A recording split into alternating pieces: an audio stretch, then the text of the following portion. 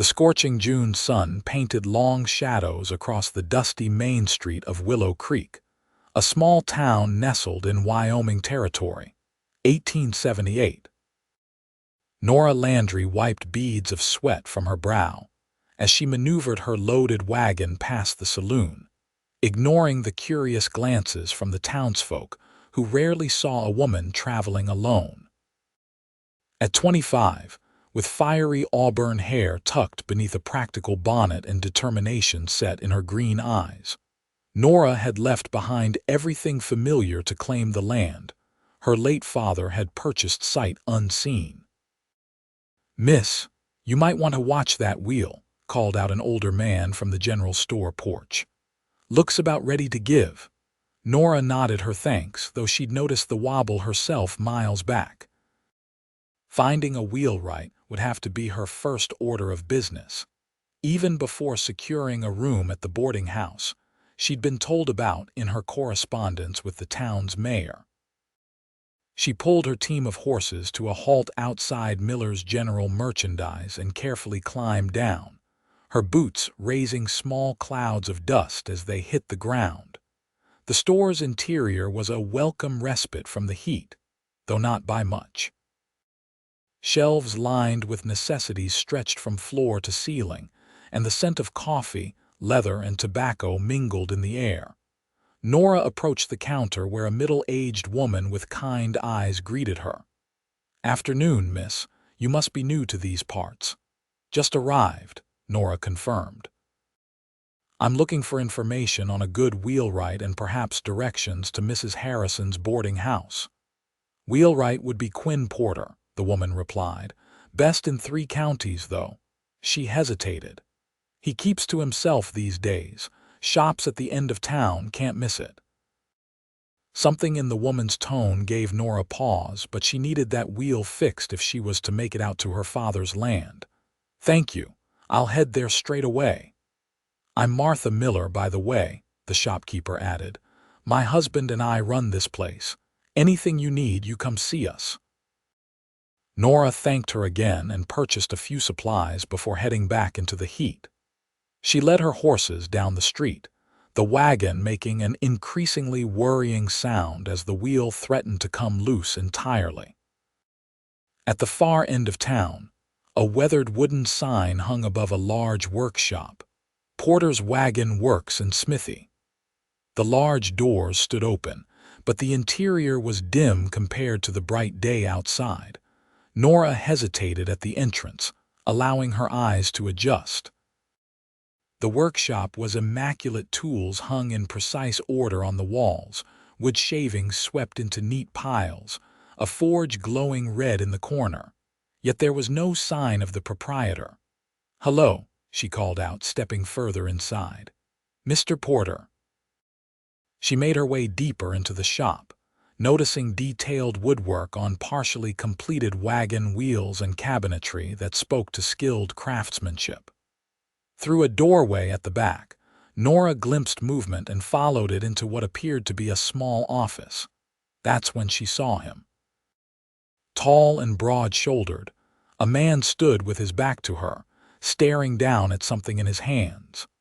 The late afternoon sun streamed through a small window, catching on dust motes that danced around his still figure. He wore the practical clothes of a working man, a simple cotton shirt with the sleeves rolled up revealing tanned forearms, worn denim pants, and scuffed boots. His dark hair, a touch too long, curled slightly at the nape of his neck. "Excuse me," Nora said softly, not wanting to startle him. He turned quickly, and Nora realized what he'd been holding, a small, framed daguerreotype of a woman with a gentle smile. His eyes, a startling blue that contrasted with his sun-bronzed skin, widened in surprise. He hastily set the frame face down on his desk. "Shop's closed," he said, his voice rough as though rarely used. "I apologize for intruding, but my wagon wheel is about to give out completely. Mrs. Miller said you're the best wheelwright around." He looked past her toward the entrance. "Leave it. Come back tomorrow." Something about his abrupt manner sparked defiance in Nora. Mr. Porter, I've traveled over 2 weeks to reach Willow Creek. I need that wagon to reach my property before nightfall, or at the very least, I need to know if it can be repaired today." The man Porter ran a hand through his hair, a gesture of frustration or perhaps just weariness. His eyes drifted back to the overturned photograph before meeting hers again. "Your property?" he asked. "My father purchased land north of here. The Caldwell place, I believe it was called." Something flickered across his face. "Old man Caldwell's ranch, that's 15 miles out. You won't make it today, not with a broken wheel and certainly not alone." Nora straightened her spine. "I'm perfectly capable. It's not about capability," he interrupted. "It's about sense. There's a storm brewing. Anyone who's lived here more than a season can feel it." As if to emphasize his point, he nodded toward the window where distant clouds had begun gathering on the horizon. "The creek floods the north road whenever it rains hard." Nora bit her lip, calculating her options. The boarding house would drain her limited funds, but getting stranded in a storm would be worse. Porter sighed deeply, as if already regretting what he was about to say. "I'll look at your wheel." He strode past her without waiting for a response, his long legs carrying him quickly to the wagon. Nora followed, watching as he knelt to examine the damaged wheel. His hands moved with practiced efficiency, testing the hub and spokes. "Can you fix it?" she asked. "Yes," he replied without looking up, "but not before that storm hits." He stood and wiped his hands on a rag pulled from his back pocket. "You got somewhere to stay in town?" "I was planning to inquire at Mrs. Harrison's boarding house." Porter nodded. "It's clean, decent place. I can have this fixed by tomorrow afternoon." He glanced at her wagon's contents. "Those all your possessions?" "Everything I could bring, yes." Something softened slightly in his expression. "You might want to bring valuables inside for the night. I'll lock up the wagon in the yard out back." "Thank you, Mr. Porter," Nora said, relieved despite his brusque manner. As she began gathering her most important belongings, Porter unhitched her horses and led them to a small stable attached to his workshop. The practiced ease with which he handled the animals spoke of years of experience. "Do I owe you anything today?" Nora asked when he returned. "We'll settle up tomorrow when the job's done." As she prepared to leave, her eyes wandered back to the doorway of his office where the photograph lay face down on the desk. Porter caught her glance. "Something else, miss," he prompted. "Landry, Nora Landry," she supplied. "And no, I just—" "Thank you for your help. I'll return tomorrow." Something almost like a smile touched his lips, though it didn't reach his eyes. "Quinn Porter," he offered belatedly, "and it's just my job." Thunder rumbled in the distance as Nora made her way to the boarding house, her thoughts lingering on the solemn wheelwright and the photograph he'd been staring at with such intensity. Mrs. Harrison's boarding house proved to be exactly as Quinn Porter had described: clean and decent, if modest. The proprietress, a plump widow with a no-nonsense attitude, showed Nora to a small room on the second floor. "Supper's at 6 sharp," Mrs. Harrison informed her. "No gentlemen callers in the rooms and quiet hours begin at 9. "I understand," Nora assured her, setting down her bags. "I don't anticipate staying long, just until my wagon is repaired." "Ah, you must have visited Porter," the older woman nodded. "Fine craftsman, though not much for conversation these days." Nora hesitated, then curiosity got the better of her. "He seemed preoccupied, Mrs." Harrison's expression softened. "Lost his wife 3 years back. Influenza took her and their baby boy. Terrible business. He hasn't been the same since, though the quality of his work never suffered." "I saw him looking at her photograph," Nora admitted quietly. "I didn't mean to intrude on a private moment. Claire was her name. Lovely young woman. They were only married 2 years before she passed." Mrs. Harrison sighed. "Well, I'll leave you to settle in. Don't forget supper at 6. Alone in her room, Nora unpacked the few items she'd brought inside. The approaching storm had darkened the sky prematurely, and as she lit the small lamp by her bed, rain began to patter against the window. She thought of Quinn Porter in his workshop, wondered if he was still working or if he lived somewhere nearby. Her father had always told her she had too much empathy for her own good. "You'll take on the world's troubles if you're not careful," he'd say. But she couldn't help wondering what it would be like to lose everything that mattered. Quinn Porter's grief had been palpable, a presence in the room as real as the man himself. At supper, Nora met a few of the other boarders, 2 elderly sisters who taught at the local school, a young clerk from the bank, and a traveling salesman who claimed to have the finest patent medicines west of the Mississippi. Conversation flowed around her, but Nora contributed little, her mind still on the task ahead. Tomorrow, she would need to gather supplies before heading out to her father's property. The storm intensified overnight, wind howling around the eaves of the boarding house. Nora slept fitfully, dreaming of her father and the promises he'd made about their new life in Wyoming. He hadn't lived to see it, his heart giving out just 2 months before their planned departure. In the dream, he stood at the edge of a vast prairie, pointing toward something she couldn't quite see. Morning brought clear skies, the storm having blown itself out before dawn. After a hearty breakfast, Nora made her way to the general store to purchase the supplies she'd need. Martha Miller greeted her warmly. "Weather's cleared nicely," the shopkeeper observed. "Porter, get your wheel sorted. He's working on it today," Nora replied, handing over her list of necessities. "I'm hoping to reach my property by evening." Martha's expression turned serious. "The Caldwell place. It's been abandoned nearly a year. Old man Caldwell moved back east after his son died. I hope you're prepared for what you might find." "I've come prepared to work," Nora assured her. "My father was a farmer in Missouri. I grew up learning how to handle everything from broken fences to sick livestock. No disrespect intended, Miss Landry, but ranching out here is different. Winters are harsh, water can be scarce, and it's mighty isolated, especially for a woman alone." Nora had heard similar concerns her entire journey west. "I appreciate your concern, Mrs. Miller, but I've made my decision.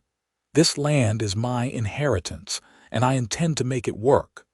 Martha nodded, recognizing the determination in the younger woman's voice. "Well then, let me add a few items to your list that you might not have considered."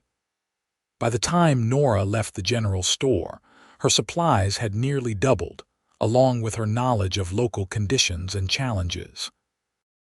She arranged for the heavier items to be delivered to Porter's workshop later, then made her way back to check on her wagon's progress. The workshop was alive with activity when she arrived. The forge blazed as Quinn hammered a piece of metal, sparks flying with each precise strike. He worked without a shirt, his skin slick with sweat, muscles rippling beneath tanned skin as he shaped the metal. Nora paused in the doorway, suddenly uncertain about interrupting. Before she could announce herself, Quinn spoke without turning. "It'll be ready in a couple hours." "Hub was more damaged than I thought." "How did you know it was me?" Nora asked, stepping inside. He finally glanced up, those striking blue eyes meeting hers. Not many visitors these days. Setting aside his work, Quinn reached for a nearby shirt and pulled it on. "Your wagon's outside." "I've replaced the wheel and checked the others. The rear left was starting to show wear too." "Thank you," Nora said, following him as he led the way out to the yard where her wagon sat, looking sturdier than it had in months. "What do I owe you?" Quinn named a fair price, and Nora counted out the money from her carefully budgeted funds. As she handed it over, their fingers brushed briefly, and she noticed a flicker of something discomfort, perhaps cross his face. "I've arranged for supplies to be delivered here from Miller's," she explained. "I hope that's all right," he nodded. "I'll help you load up when they arrive." An awkward silence fell between them. Quinn seemed eager to return to his work, yet something held him in place. "Mrs. Harrison mentioned you've been in Willow Creek a while," Nora said, attempting conversation. "What can you tell me about the Caldwell property?" Quinn's jaw tightened almost imperceptibly. "It's good land. Reliable water source. House is solid, needs work, but nothing major last I checked." "You've been there. I built the barn," he said simply, "and repaired the house roof after a storm 2 years back." Nora nodded, filing away this information. "Mrs. Miller seems concerned about me managing alone." "She's right to be," Quinn stated bluntly. "It's not easy land, especially coming into fall. You planning to farm or run cattle?" "Both, eventually. I've brought some seed for spring planting, and I hope to purchase a few head of cattle once I'm established." Quinn looked at her appraisingly. "You ever worked cattle before?" "No," Nora admitted, "but I'm a quick study." A sound that might have been a laugh or possibly a scoff escaped him. "Quick study won't stop a bull from charging or save your crops if the weather turns." Irritation flared in Nora's chest. "I don't recall asking for your opinion, Mr. Porter." Something like respect flickered in his eyes. "No, you didn't." He turned back toward his workshop. "I'll be inside when your supplies arrive." Nora watched him go, unsure whether to be offended by his dismissive attitude or grateful for his practical assistance. She decided to reserve judgment, focusing instead on the journey ahead. The supplies arrived within the hour, and true to his word, Quinn helped her load everything efficiently into her wagon. His movements were practiced and purposeful, and despite his earlier gruffness, he took care to distribute the weight evenly and secure everything properly. "Creek should be passable now," he informed her as he tied down the last crate. "But don't dawdle. Road gets treacherous after dark." "I'll be careful," Nora promised, climbing onto the wagon seat. "Thank you for your help, Mr. Porter." Quinn nodded, stepping back from the wagon. As Nora picked up the reins, he seemed to debate with himself for a moment before speaking again. 2 miles past the creek, there's a fork in the road. Take the right path even though it looks less traveled. Left goes to the Hendricks place. They don't take kindly to trespassers." He paused. "If you run into trouble, Caldwell's nearest neighbor is Abigail Foster, about 3 miles east of your property. She's good people." Surprised by this unexpected advice, Nora smiled. "I appreciate that." Quinn's expression remained serious. "This territory can be unforgiving to those who come unprepared. Don't become another cautionary tale." With that cheerful send-off, he turned and walked back into his workshop, leaving Nora to ponder his words as she set her team in motion. The journey to her property took longer than anticipated. The recent rain had indeed made parts of the road challenging, and Nora had to navigate carefully to avoid getting stuck in mud. As Quinn had warned, she came to a fork and took the right path, which wound through increasingly rugged terrain. By the time she crested the final hill and saw the Caldwell her ranch spread below, the sun was beginning to sink toward the western mountains. The sight momentarily took her breath away. A modest house stood surrounded by a porch, a large barn off to one side, corrals beyond that, all nestled in a valley with hills rising in the distance. A creek cut through the eastern edge of the property, lined with cottonwoods whose leaves shimmered gold in the late afternoon light. It was beautiful and utterly intimidating. As Nora drove the wagon into the yard, the reality of her situation struck her fully. This remote place was now her home, her responsibility. For the first time since leaving Missouri, doubt crept into her mind. The house, when she entered it, smelled of dust and disuse. Furniture remained, draped with sheets to protect it from the elements that seeped through the occasionally drafty windows. It was larger than she had expected, a main room with a stone fireplace, a kitchen with a cast iron stove, 2 bedrooms, and even a small study lined with empty bookshelves. Nora set about making the house livable, beginning with starting a fire to ward off the evening chill. She'd deal with unpacking tomorrow. Tonight, she needed rest and time to gather her thoughts. As darkness fell, the enormity of her isolation became apparent. The night sounds of the wilderness were foreign to her ears, coyotes yipping in the distance, the wind whistling through gaps in the window frames, unfamiliar creaks and groans as the house settled. Nora thought of Quinn Porter's warning and wondered if she had indeed come unprepared. Morning brought renewed determination. After a simple breakfast, Nora began the process of making the house her own. She cleaned vigorously, aired out bedding, organized her supplies, and assessed what repairs would be needed before winter arrived. The roof appeared sound, Quinn's work. She remembered, but there were loose boards on the porch and a window that wouldn't quite close properly. By midday, she turned her attention to the barn and outbuildings. The barn was impressively constructed, with solid beams and tight joinery that spoke to skilled craftsmanship. Now that she knew Quinn had built it, she could appreciate the care that had gone into its design. The hayloft was empty, but the stalls were in good condition, ready for livestock she couldn't yet afford. 3 days passed in a flurry of activity as Nora established herself on the property. She found the well was still good, producing clear, cold water. The fences would need work before she could consider livestock, but the immediate area around the house and barn was secure enough to keep her horses contained.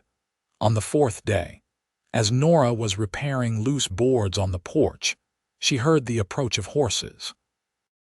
Shading her eyes against the sun, she made out a wagon coming up the road. As it drew closer, she recognized the driver as an older woman, perhaps in her 60s, with silver hair pulled back in a practical bun. "Hello there," the woman called as she pulled her wagon to a halt. "You must be Nora Landry. Martha Miller sent word you'd taken over the Caldwell place." "That's right," Nora confirmed, setting aside her hammer and wiping her hands on her apron. "And you are Abigail Foster," the woman said, climbing down with surprising agility for her age. "I ranch east of here. Thought I'd come welcome you properly and see if you needed anything." Nora remembered Quinn's words about Abigail being good people and smiled. "It's a pleasure to meet you, Mrs. Foster. I'd offer you coffee, but I'm afraid I haven't unpacked my good cups yet." "Call me Abigail, dear, and don't worry about formalities out here. We're all just trying to survive." She looked around appraisingly. "You've made good progress cleaning up. Place has been empty nearly a year." "There's still much to do," Nora admitted, gesturing toward the house. "But please, come inside out of the sun." Over improvised coffee served in tin camping cups, Abigail proved to be a fountain of practical information about the area. She'd been ranching her property for 30 years, initially with her husband, and alone for the last decade since his passing. "Women can make it out here, despite what some folks think," Abigail assured her. "But it takes grit and neighbors you can count on, which brings me to why I'm here besides being neighborly." She reached into a basket she'd brought and produced a paper-wrapped package. "Seed potatoes. Best to get them in the ground soon if you want a crop before winter. And information about where to find what you need, who to trust for fair prices, and who to avoid." Nora accepted both gifts gratefully. "I appreciate this more than I can say.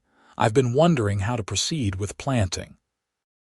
"Start small," Abigail advised. "Garden plot for your own food first, then think about cash crops next spring.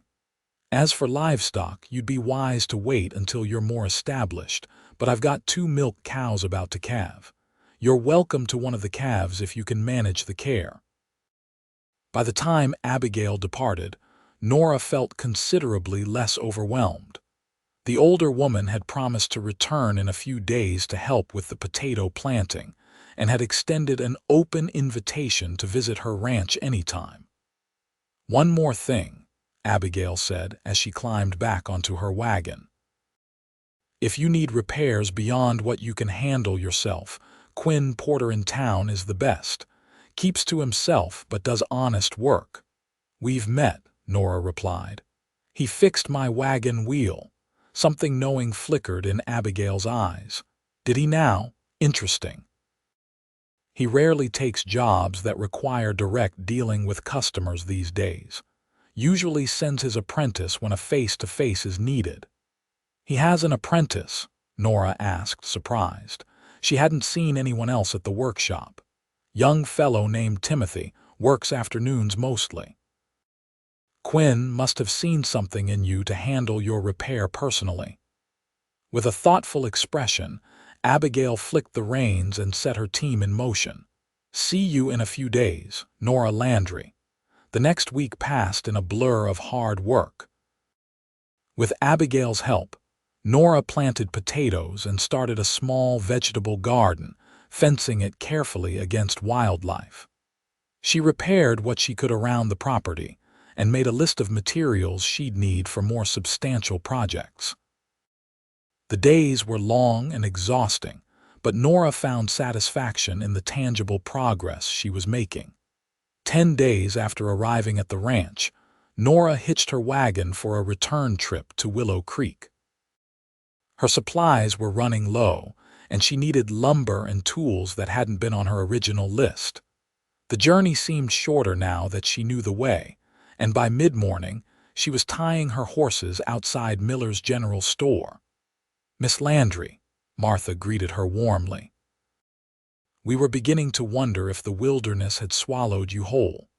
How are you finding the Caldwell place?" "It's challenging," Nora admitted, "but I'm managing. Abigail Foster has been incredibly helpful." "Abby's a treasure," Martha agreed. "Not many like her left." "Now, what can I help you with today?" After placing her order and arranging for the heavier items to be delivered to her wagon, Nora found herself with time to spare. On impulse, she decided to walk down to Porter's workshop. She told herself it was simply to inquire about lumber for her porch repairs, but in truth, the enigmatic wheelwright had occupied her thoughts more than she cared to admit. The workshop appeared empty when she arrived. The doors stood open as before, but no sound of hammering or sawing greeted her. Nora called out, "Mr. Porter, are you here?" When no answer came, she ventured further inside. A half-completed chair stood in one corner, intricate carvings decorating its back. Tools were arranged meticulously on workbenches, speaking to their owner's orderly mind. The office door in the back was ajar. Uncertain whether to proceed, Nora hesitated, then decided to leave a note explaining her lumber needs. She stepped toward the office, intending to look for paper and pencil, when she heard a voice from inside. "Claire, I wish you could see the aspen trees turning gold on the mountainside. Remember how you loved them in autumn?" Quinn's voice, softer than she'd heard it before, stopped Nora in her tracks. He was speaking to his deceased wife as though she could hear him. The raw emotion in his voice made Nora feel like an intruder. But before she could retreat, the floorboard beneath her foot creaked loudly. Quinn appeared in the doorway instantly, his expression transforming from tender vulnerability to guarded surprise. In his hands he held the photograph she'd seen before. "Miss Landry," he said, his voice reverting to its usual gruffness. "I didn't hear you come in." "I'm sorry," Nora said quickly. "I called out, but I didn't mean to intrude." She caught a glimpse of the photograph before Quinn set it on his desk, a beautiful young woman with dark hair and a gentle smile, standing beside a younger, happier version of Quinn himself. In the picture, Quinn was smiling broadly, his arm around his wife's waist, his face unmarked by the grief that now seemed permanently etched there. An awkward silence stretched between them until Nora spoke. "I came to inquire about lumber. I need to replace some boards on my porch and repair a window frame." Quinn seemed relieved at the practical question. "I can help with that. Got some seasoned pine that would work well for those projects." He moved past her into the main workshop, putting physical distance between himself and the uncomfortable moment. "How are you finding the Caldwell place?" "It needs work, but it has good bones," Nora replied, following him. "Your barn is particularly well built." Something like pride flickered across his features. James Caldwell wanted something that would outlast him. "Guess it has. You knew him well." "Well enough. He commissioned several pieces over the years."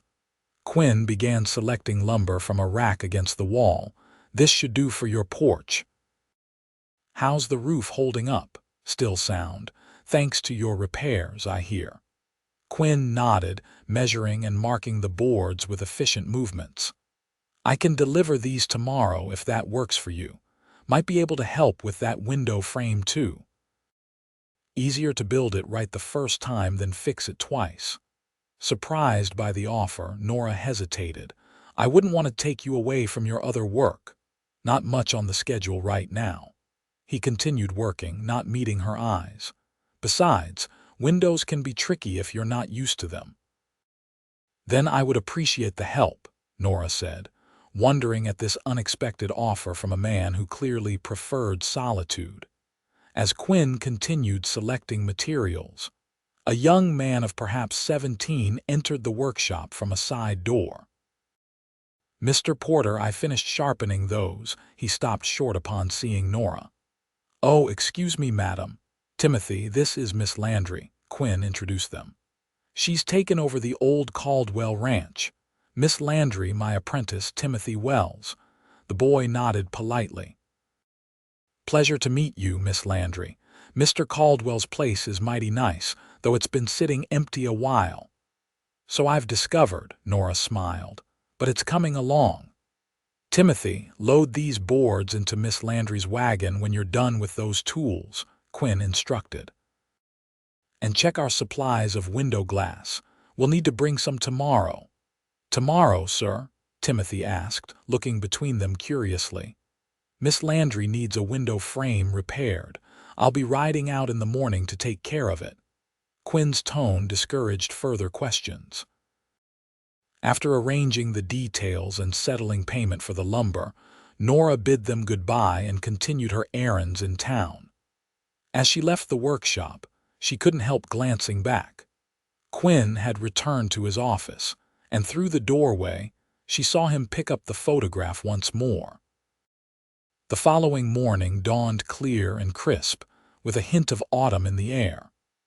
Nora rose early to prepare for Quinn's arrival, tidying the house as best she could and making sure coffee would be ready. She told herself these preparations were simply common courtesy, not an effort to impress a man who clearly had no interest in being impressed. Quinn arrived mid-morning, driving a wagon loaded with lumber, tools, and what appeared to be a pre-assembled window frame. He'd brought Timothy along, and the two made quick work of unloading the materials. "Thought we'd start with the window, then tackle the porch," Quinn said by way of greeting. "Which one needs fixing?" Nora led them to the problematic window in what she designated as her bedroom. The frame had warped over time, making it impossible to close completely. Quinn examined it with a critical eye, measuring and making notes. "Whole thing needs replacing," he declared. "Wood's rotted at the corners. We brought a frame that should fit, but I'll need to make some adjustments." For the next several hours, Nora watched in admiration as Quinn worked. Despite his size and strength, his hands were remarkably dexterous, making fine adjustments with surprising delicacy. Timothy proved to be an eager assistant, anticipating his master's needs and learning from every instruction. By midday, Nora insisted they break for lunch.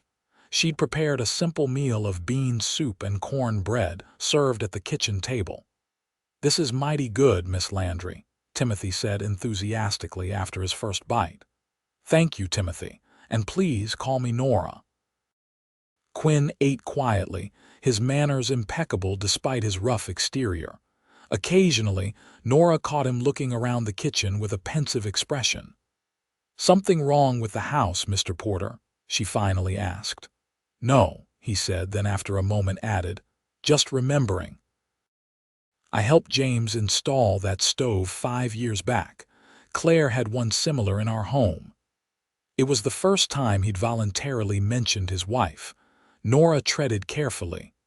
"You've lived in Willow Creek a long time then." "Born here," Quinn replied. "Left for a while to learn my trade in Denver. Came back and opened my shop 8 years ago." His eyes took on that distant look again. "Married Claire 6 months later." Timothy glanced between them uncertainly, clearly unused to hearing his mentor speak of personal matters. "She must have been very special," Nora said softly. Quinn's gaze sharpened, focusing on her face as if assessing her sincerity. "She was." After a moment, he stood abruptly. "We should get back to work if we want to finish that porch today." The afternoon passed in productive labor. The new window fit perfectly after Quinn's adjustments, and they made significant progress on the porch repairs. As the sun began to lower in the western sky, Quinn instructed Timothy to pack up the tools. "We'll need to head back before dark," he explained to Nora. "But the porch is structurally sound now. You can finish the railings yourself if you're comfortable with that." "I am," Nora assured him. "I can't thank you enough for your help today." Quinn nodded, wiping his hands on a rag. "Timothy, go ahead and get the wagon ready." The apprentice hurried off, leaving them alone. Quinn seemed to be weighing his words carefully before speaking. "Abigail Foster came to see me yesterday," he finally said. "Mentioned you're planning to bring in livestock soon." "A calf to start with," Nora confirmed. "Abigail has offered me one from her new calves." "You'll need a proper pen for it," Quinn observed. "And a shelter before winter." "I know. I'm working on a plan for that." Quinn looked toward the barn, then back at the house. "I could help," he offered, the words seeming to surprise him as much as they did Nora. "I've got some time between projects right now." Nora studied him, trying to understand this unexpected offer. "That's very kind, Mr. Porter, but I wouldn't want to impose." "It's not an imposition if I'm offering," he pointed out. "And it's Quinn. Mr. Porter makes me feel like my father." A smile tugged at Nora's lips. "All right then, Quinn. I would appreciate the help, but only if you'll allow me to pay you properly for your time." Something that might have been amusement flickered in his eyes. "We can discuss terms later. I'll come back day after tomorrow, bring what we need for the calf pen." As Quinn and Timothy prepared to leave, Nora noticed the younger man watching his mentor with curious eyes. It occurred to her that this Quinn, the one who offered help unprompted and spent a day working on her property, might be as unfamiliar to Timothy as he was to her. Over the next few weeks, a pattern developed. Quinn would arrive at Nora's ranch every few days, sometimes with Timothy, sometimes alone. They built a sturdy pen for the calf Abigail promised, reinforced the larger corral, and made numerous small improvements around the property. Nora found herself looking forward to these visits more than she cared to admit. Despite his initial gruffness, Quinn proved to be knowledgeable and surprisingly patient in explaining ranching techniques she would need to know. He spoke little of personal matters, but occasionally, when his guard dropped, she glimpsed the man he might have been before grief reshaped him. For his part, Quinn seemed to find a measure of peace in the physical labor and purpose of helping Nora establish her ranch. He still maintained his reserved demeanor, but the edge of bitterness that had been so apparent when they first met gradually softened. One crisp October afternoon, as they finished reinforcing the chicken coop Nora had built, in anticipation of birds she hoped to purchase soon, Quinn unexpectedly accepted her invitation to stay for supper. They ate on the porch, watching as the setting sun painted the distant mountains in shades of gold and crimson. "It's beautiful here," Nora observed, breaking a comfortable silence. "I can see why my father wanted this land." Quinn nodded, his eyes on the horizon. "Territory gets under your skin after a while, makes it hard to imagine being anywhere else. Have you ever thought of leaving, after?" Nora hesitated, unsure if she should broach the subject. "After Claire died," Quinn finished for her. His hands tightened momentarily around his coffee cup. "Thought about it, came close once, packed up everything, was ready to sell the shop." He paused, his gaze still fixed on the distant mountains. "Couldn't do it. This was her home too. Feels like leaving would be losing the last pieces of her." Nora wanted to reach out to offer comfort, but sensed he wouldn't welcome the gesture. Instead, she said softly, "I understand holding on to connections. It's why I came here instead of selling my father's claim. It was his dream." Quinn turned to look at her then, really look at her, as if seeing past the surface for the first time. "You're making it your dream now. He'd be proud of what you've accomplished." The unexpected compliment warmed Nora more than she would have thought possible. "Thank you. That means a great deal coming from you." Something shifted in Quinn's expression, a softening, a momentary lowering of defenses.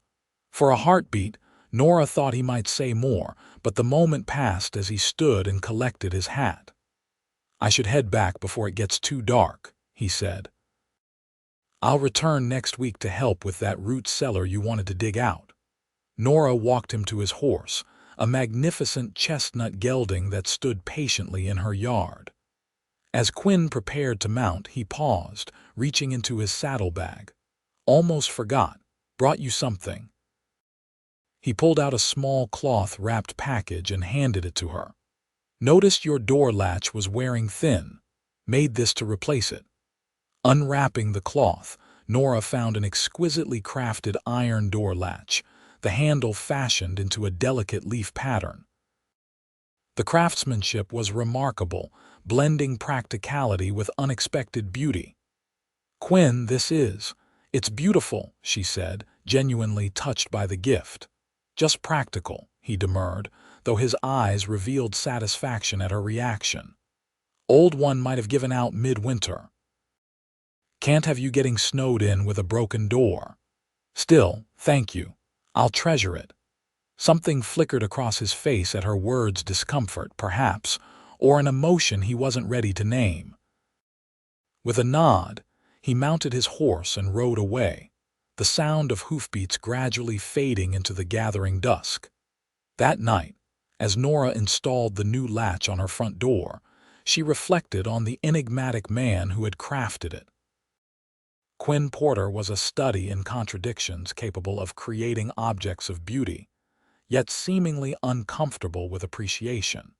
Fiercely independent, yet increasingly willing to offer assistance. Permanently marked by grief, yet occasionally showing glimpses of the man he'd been before tragedy struck. She was not so naive as to misinterpret his help as anything beyond neighborly concern, perhaps mixed with professional pride in his work.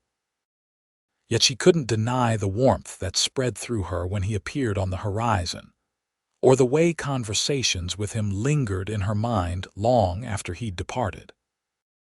The following week brought the first snowfall of the season, just a light dusting that melted by midday, but a reminder that winter was approaching.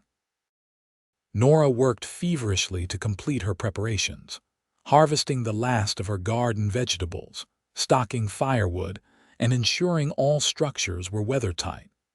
Abigail Foster delivered on her promise of a calf, a sweet-faced heifer with a white star on her forehead. "She'll be ready to breed next year," Abigail explained as they coaxed the nervous animal into the pen Quinn had built. By then, you might be ready for a small herd. One step at a time, Nora laughed. I need to keep this one alive through winter first. You'll manage, Abigail said confidently. You're doing well, better than most who try to start from scratch out here. Her keen eyes took in the improvements around the property. Quinn's been a big help, I'd wager. Nora nodded, unable to deny it. He's very knowledgeable. Abigail hummed noncommittally. Interesting to see him taking such an interest. He hasn't been this involved with anyone since Claire passed. It's not like that, Nora hastened to clarify. He's just being a good neighbor. Abigail's knowing smile suggested she wasn't entirely convinced. Quinn Porter hasn't been just a good neighbor to anyone in 3 years. He does his work, keeps to himself, and avoids entanglements. Until you arrived. Before Nora could formulate a response, Abigail changed the subject. Now, about this calf, you'll want to. That evening, after Abigail had departed, Nora found herself pondering the older woman's words as she tended to her new livestock. Was Quinn's help truly unusual, or was Abigail reading too much into simple neighborly assistance? 2 days later, Quinn arrived with materials for the root cellar they'd planned. He seemed more reserved than usual, his responses to her questions shorter, his manner more distant. They worked side by side digging out the cellar beneath the kitchen floor, but the easy companionship of recent weeks seemed to have vanished. By mid-afternoon, Nora's patience wore thin. Setting down her shovel, she confronted him directly. Have I offended you somehow, Quinn? He looked up, surprise evident on his face. No, why would you think that? You've barely spoken 2 words together all day. If you've changed your mind about helping with the cellar, just say so. Quinn sighed, running a hand through his hair in that now familiar gesture. It's not that, just things on my mind. What things? Nora pressed, unwilling to let him retreat behind vague explanations. For a moment she thought he wouldn't answer. Then, avoiding her eyes, he said, Tomorrow's the anniversary of when Claire and our son died. Understanding washed over Nora. Oh, Quinn. I'm so sorry. You shouldn't be here working. I should, he interrupted firmly. Being here, it helps. Keeps my hands busy, my mind occupied. He finally met her gaze. Last few years I just closed the shop, sat alone with a bottle of whiskey, didn't help. Just made it worse. The raw honesty in his voice touched something deep within Nora. Without thinking, she reached out and placed her hand on his arm. What were their names? Your wife I know was Claire, but your son? Quinn's eyes widened slightly at the question, as if surprised by her interest in those details. James, he said softly, after her father. He was only 4 months old. I'm sure they were beautiful, Nora said gently, her hand still on his arm. Something broke in Quinn's expression, not crumbling into grief as she might have expected, but opening, like a door long sealed finally creaking ajar. She was. They both were. Claire had this laugh. It filled up a room. And James, he had my eyes but her smile, even as an infant. Tell me more about them, Nora encouraged, sitting down on a nearby crate and gesturing for him to join her. For a moment, Quinn remained standing, as if uncertain whether to retreat behind his walls or step through that open door. Then, slowly, he sat beside her and began to talk. He spoke of meeting Claire when she came to order a bookshelf for her father's study. How she'd visited his workshop every day during the building process, asking questions, genuinely interested in his craft. Their courtship, her delight in creating a home with him, their shared dreams for a family.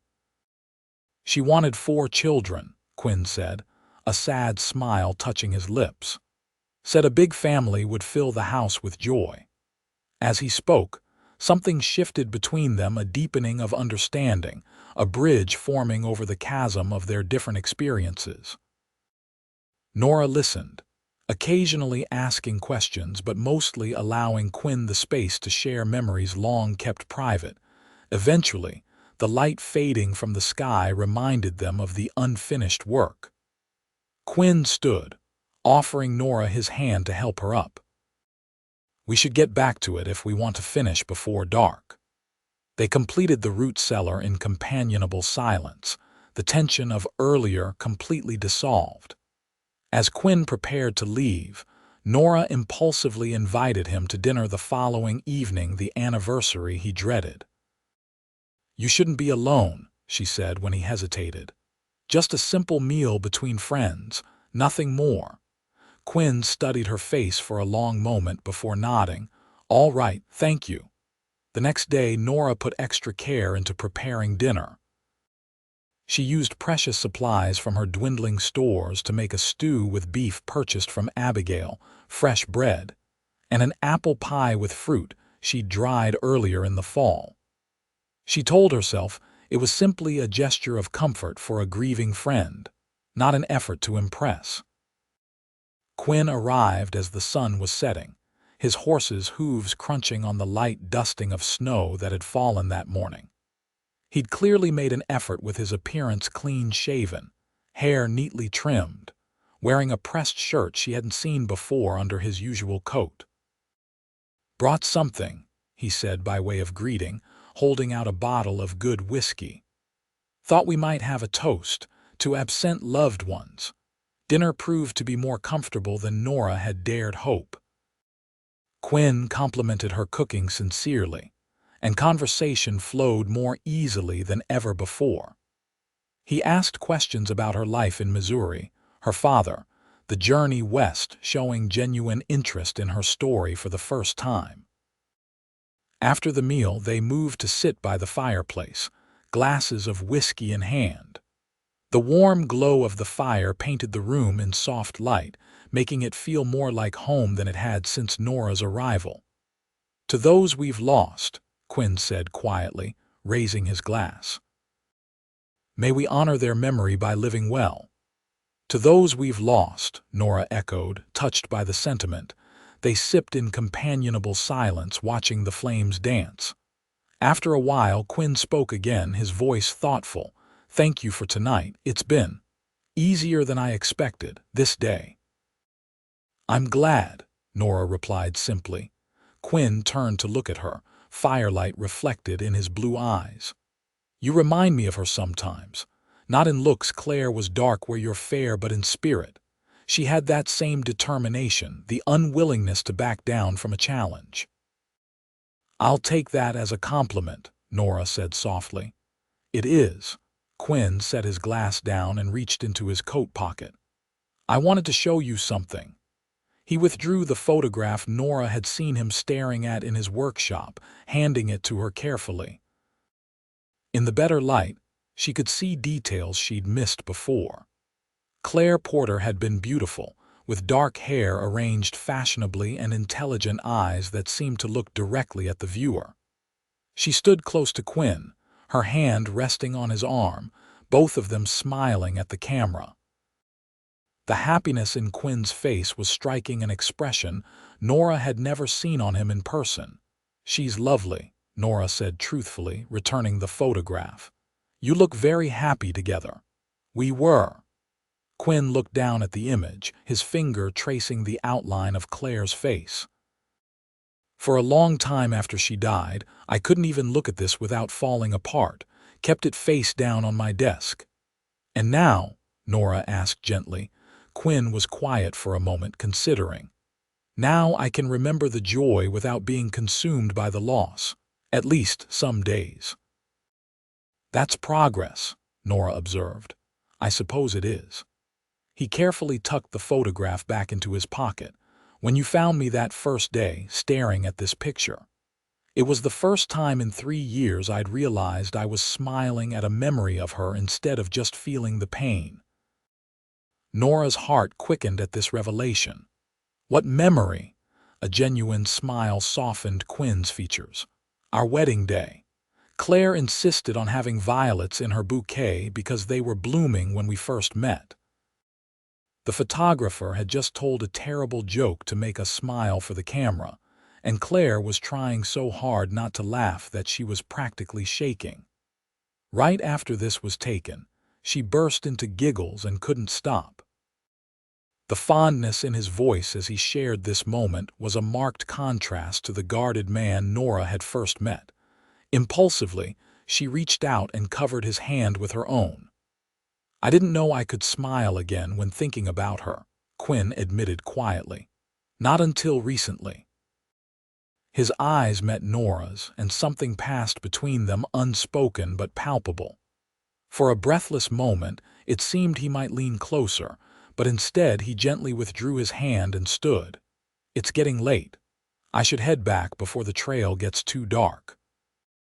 Nora walked him to the door, a mix of emotions swirling within her. As Quinn stepped onto the porch, he turned back, his expression serious. "Thank you, Nora, for tonight.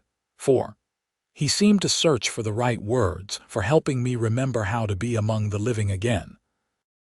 Before she could respond, he leaned down and pressed a gentle kiss to her cheek, then quickly descended the steps and mounted his waiting horse. Nora stood in the doorway, her hand touching the spot where his lips had been, watching until he disappeared into the darkness. Winter descended upon Wyoming Territory with uncompromising force. Heavy snows blanketed the landscape, transforming Nora's ranch into an isolated island in a sea of white. The occasional clear day allowed for necessary trips to town for supplies, but for the most part, she found herself alone with her thoughts and the daily routine of caring for her animals. Quinn continued to visit when weather permitted, though less frequently than before. Each visit brought improvements to the ranch shelves installed in the root cellar, a clever mechanism to prevent the well from freezing, repairs to tools she would need come spring. But more importantly, each visit deepened the connection growing between them.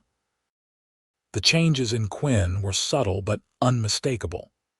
The permanent furrow between his brows had softened, and occasionally, Nora would catch him humming absently as he worked something she suspected he didn't even realize he was doing. He spoke more freely of Claire now, sharing memories without the raw edge of grief that had previously accompanied them. For her part, Nora found herself increasingly looking forward to Quinn's visits, planning special meals when she knew he would come, watching the horizon for his approach. She told herself it was natural to anticipate company after days of isolation, but in her heart, she knew it was more than that.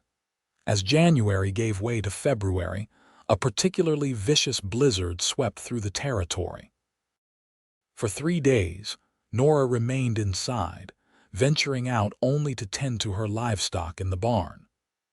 On the 4th day, as she was attempting to clear a path to the woodpile, she spotted a figure on horseback approaching through the still falling snow.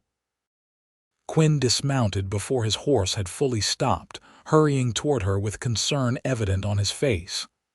"Are you all right? I tried to get here yesterday, but the drifts were too high." "I'm fine," Nora assured him, touched by his worry. "The barn roof is holding up well, and I've kept the stove going." Relief washed over his features. "Good. I brought supplies: flour, coffee, some preserves from Martha Miller. She was worried about you." Inside, as they warmed themselves by the fire, Quinn seemed unusually contemplative. He watched Nora as she prepared coffee, his expression thoughtful. "What is it?" she finally asked, handing him a steaming cup. "You're staring." "Just thinking," he replied, accepting the coffee, "about how different this winter is from the last 3. Nora settled into the chair opposite him. "Different how?" Quinn seemed to weigh his words carefully before speaking. "Before, winter was just something to endure. Days bleeding into nights, all the same. Now," he paused, looking into his cup as if it held the right words. "Now there's purpose again. Reasons to fight through the snow, to look forward to tomorrow." The implication hung in the air between them, Nora's heart quickened, but she remained silent, waiting for him to continue. "I've been thinking about Claire a lot," Quinn said, surprising her with this turn. "About what she'd want for me. She wasn't the type to wish suffering on anyone, especially not in her name." "No, she wouldn't want that," Nora agreed softly. "Not from what you've told me of her." Quinn set his cup down and leaned forward, his eyes meeting Nora's directly. "I think she'd be glad to know I'd found someone who makes me want to live again, not just exist." The words hung in the air between them, their meaning unmistakable. Nora felt her breath catch, unsure how to respond to this nearest thing to a declaration Quinn had offered. "Quinn, you don't need to say anything," he interrupted gently. "I'm not asking for promises, just wanted you to know where I stand." Before Nora could formulate a response, a sudden gust of wind rattled the windows, drawing their attention to the worsening storm outside. "I should check on the horses," Quinn said, standing. "Make sure they're properly sheltered in the barn." The moment passed, but something had shifted between them, an acknowledgement of feelings that had been growing for months. As Quinn bundled up to brave the elements, Nora touched his arm. "Be careful out there." His hand covered hers briefly. "Always am." The blizzard intensified throughout the afternoon, making Quinn's return to town impossible. Nora insisted he stay the night, offering her father's old room while she took her own bedroom. The arrangement was entirely proper, yet there was an undeniable tension in the air, not uncomfortable, but charged with possibilities neither was quite ready to explore. That evening, as they sat by the fire after dinner, Quinn spoke of his plans for spring. "Timothy's nearly finished his apprenticeship, thinking of taking him on as a partner, expanding the business a bit." "That's wonderful," Nora said sincerely. "He's become quite skilled under your guidance." "Has a good eye for detail," Quinn agreed. "Better with fine cabinetry than I ever was." He hesitated, then added, "Been thinking about building more furniture pieces. There's demand for it, especially with new folks settling in the territory." "You'd be excellent at that," Nora encouraged. "The chair you made for my desk is the finest piece in the house." Quinn smiled, pleased by her praise. "I enjoyed making it for you. Been a long time since I created something just for the joy of it." As the fire burned low and exhaustion from the day's exertion set in, they reluctantly parted for their separate rooms. Nora lay awake for some time, listening to the howl of the wind outside and the occasional creak of floorboards as Quinn moved in the adjacent room. Morning brought clear skies and a transformed landscape. Snow drifts reached the lower windowsills, and a pristine blanket of white stretched as far as the eye could see. After breakfast, Quinn helped Nora clear paths to the barn and woodpile, then reluctantly prepared to depart. "I need to check on the shop," he explained. "Make sure the roof held up under all that snow." As he saddled his horse, Nora stood nearby, reluctant to see him go but understanding the necessity. Quinn secured his saddlebags, then turned to face her. "Thank you for the shelter," he said, "and the company." "You're welcome any time, Quinn." "You know that." He nodded, then reached into his coat pocket. "I have something for you. Been carrying it around for a week, waiting for the right moment." He withdrew a small wooden box, beautifully crafted from polished walnut with inlaid patterns of lighter wood creating a delicate floral design on the lid. "Made this for you, for keeping special things." Nora accepted the gift with genuine delight, running her fingers over the smooth wood and intricate design. "Quinn, it's exquisite, thank you." "Open it," he urged softly.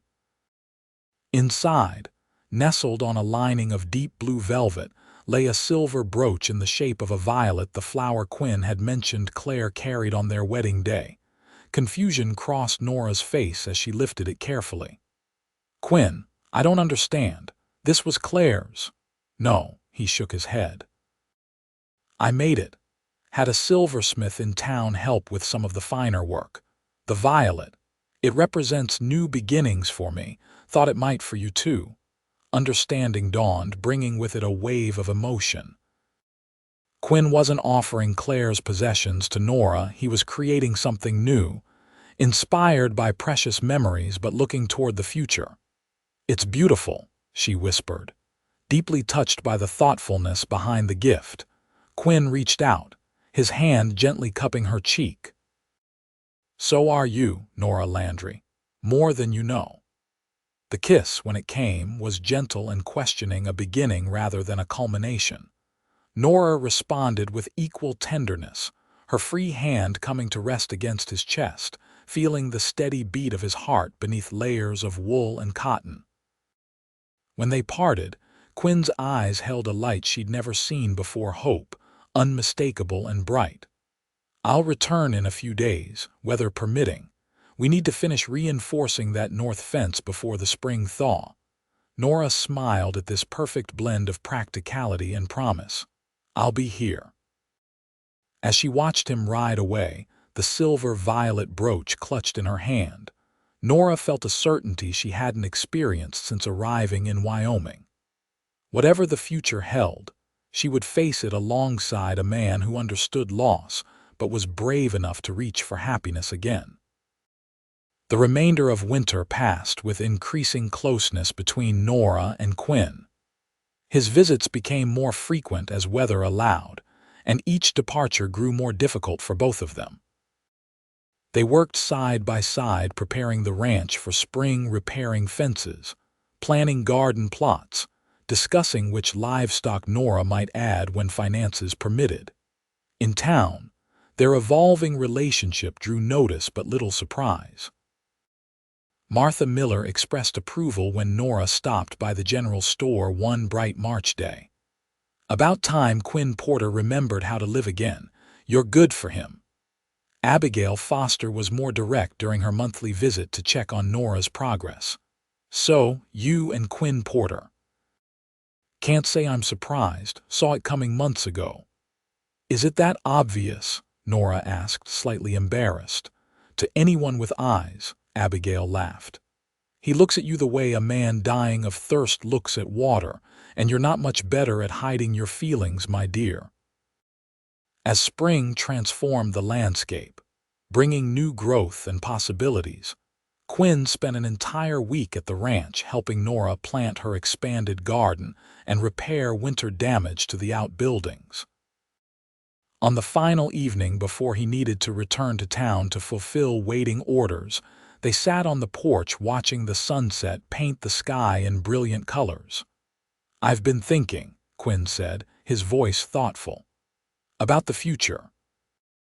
Nora turned to look at him, noting the relaxed set of his shoulders, the peace in his expression that had been absent when they first met. "What about it? This place needs more than one person to run properly," he observed, "especially if you're planning to expand the livestock." "I know," Nora sighed.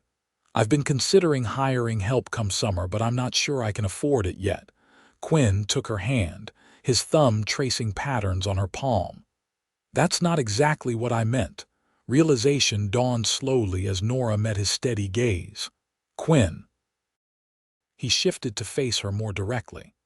"I'm not good with fancy words, Nora, never have been, but I know what I feel." His hand tightened around hers. "I love you. Never thought I'd say those words to anyone again, but there they are, simple truth." Joy bloomed in Nora's chest, warm and expanding. "I love you too, Quinn. I want to build a life with you," he continued. "Here, on this land your father dreamed of. I want to wake up beside you every morning and watch the sunset with you every evening." His free hand reached into his pocket, withdrawing a simple gold band.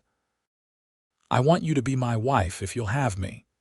Tears welled in Nora's eyes as she looked at the ring, then back to Quinn's face, open, vulnerable, hopeful. "Yes," she whispered. "Yes, I'll marry you." The kiss they shared sealed the promise, tender at first, then deepening with the certainty of their commitment. When they finally parted, Quinn slipped the ring onto her finger, his hand slightly trembling. "It was my mother's," he explained. "Simple like she was. A good woman who understood hard work and loyalty." "It's perfect," Nora assured him, admiring how the gold caught the last rays of sunlight. They were married 2 weeks later in Willow Creek's small church, with Abigail Foster, the Millers, Timothy, and a handful of townsfolk as witnesses. Nora wore a new dress of blue calico with Quinn's silver violet brooch pinned at her collar. Quinn stood tall in a new suit, nervous but certain as they spoke their vows. After a modest reception at the hotel dining room, they returned to the ranch, their ranch now as husband and wife. Quinn carried Nora across the threshold of the house that had become a home, setting her gently on her feet in the main room where a fire welcomed them. "Welcome home, Mrs. Porter," he said softly, his eyes reflecting the firelight and something infinitely more precious. Later that night, as they lay together in the quiet darkness of their bedroom, Nora rested her head on Quinn's chest, listening to the steady beat of his heart. His fingers traced lazy patterns on her bare shoulder, his other hand entwined with hers. "I wish your father could see you now," Quinn murmured. "See how you've made his dream a reality." "I think he would have liked you," Nora replied. "He valued honesty and hard work above all else." Quinn was quiet for a moment, then said, "I've been keeping something from you." Not intentionally, just waiting for the right moment. Nora lifted her head to look at him, curiosity piqued. "What is it?" "I knew your father," Quinn admitted. "Briefly. He came to my shop last year, commissioned a rocking chair. Said he was buying land, bringing his daughter out to start a new life." Surprise rendered Nora momentarily speechless. "My father ordered a chair from you." "Where is it?" Quinn smiled. "In my workshop in town. I finished it after learning of his passing, but with no one to claim it. I kept it." "It's yours now, of course. I'll bring it home tomorrow." The thought of sitting in a chair her father had commissioned, made by Quinn's hands, brought fresh tears to Nora's eyes. "Why didn't you tell me before?" "At first, I didn't make the connection. Landry isn't an uncommon name. Then when I realized who you were, I wasn't sure how to bring it up." His arms tightened around her. "Your father spoke so proudly of you, Nora. Said his daughter had the courage of a mountain lion and twice the determination." Nora laughed through her tears. "That sounds like him." "He was right," Quinn said softly, brushing a strand of hair from her face. "About all of it." The next day, Quinn brought the rocking chair home, a magnificent piece crafted from cherry wood with intricate carvings along the arms and back.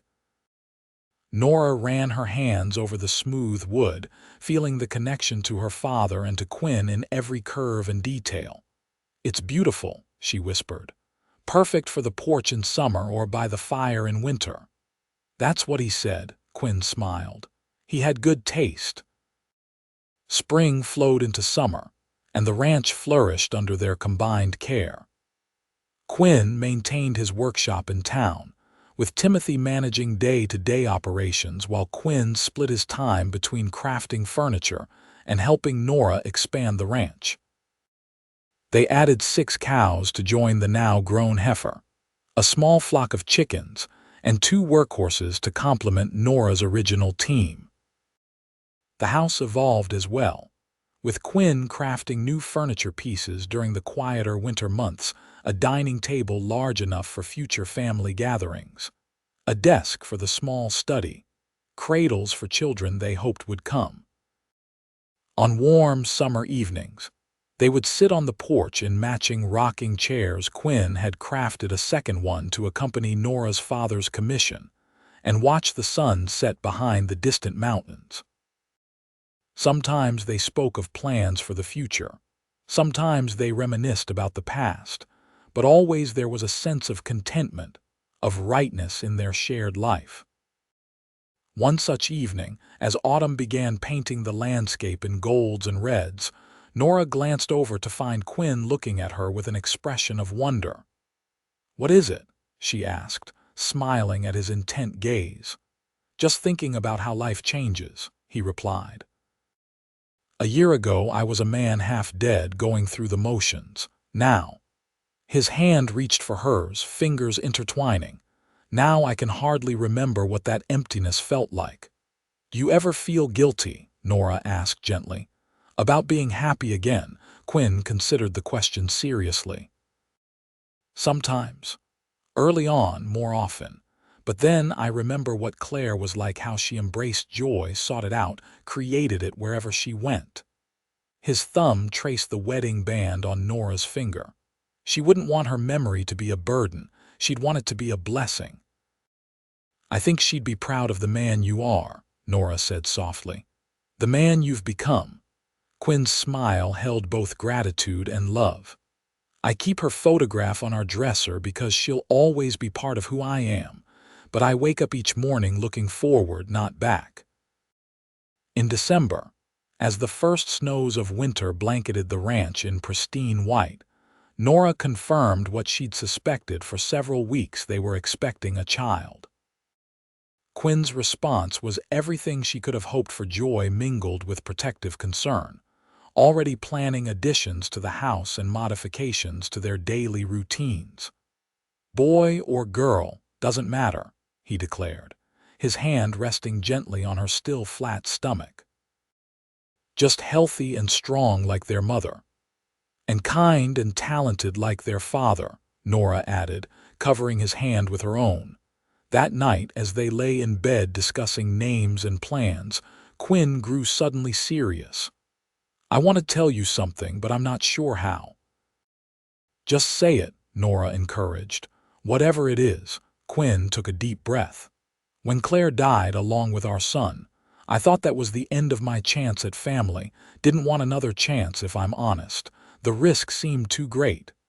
His hand gently caressed her cheek. "I need you to know that our child, isn't a replacement for what I lost. It's something new, precious in its own right." Tears welled in Nora's eyes at the sincerity in his voice. "I know that, Quinn. I've never thought otherwise. I'll speak of Claire to our children," he continued. "Tell them about their father's first wife who loved violets and laughter, just as I'll tell them about their grandfather Landry, who had the vision to bring their mother to this beautiful land." "Our histories make us who we are," Nora agreed. "All of it, the joy and the sorrow." As winter settled in around their snug home, they continued making preparations for the child who would join them in summer. Quinn crafted a cradle of maple wood, carving a pattern of leaves and small animals around its edge. Nora sewed tiny garments in the evenings, smiling as Quinn read aloud from one of the books they'd ordered from back east. In May, as wildflowers carpeted the prairie in a riot of color, Quinn rode into town for supplies, returning with a special package he'd commissioned months earlier: a rocking horse for their child, expertly carved and painted in dappled grays and whites. "Might be a bit premature," he admitted as he presented it to Nora, "but I couldn't resist starting now." July brought their daughter into the world, Catherine Claire Porter, named for both Nora's mother and Quinn's first wife. She had Quinn's blue eyes and a dusting of auburn hair that promised to darken to Nora's rich shade. Quinn held her with a tenderness that brought tears to Nora's eyes, his large hands cradling the tiny form with infinite care. "She's perfect," he whispered, awe evident in his voice. "Absolutely perfect." As summer gave way to autumn once more, their lives settled into a new rhythm centered around Catherine's needs and the continuing work of the ranch. Quinn had fully transitioned his business, with Timothy managing the town workshop, while Quinn built a smaller one at the ranch where he crafted custom furniture pieces that were gaining recognition throughout the territory. On Catherine's first birthday, as family and neighbors gathered to celebrate, Abigail Foster pulled Nora aside.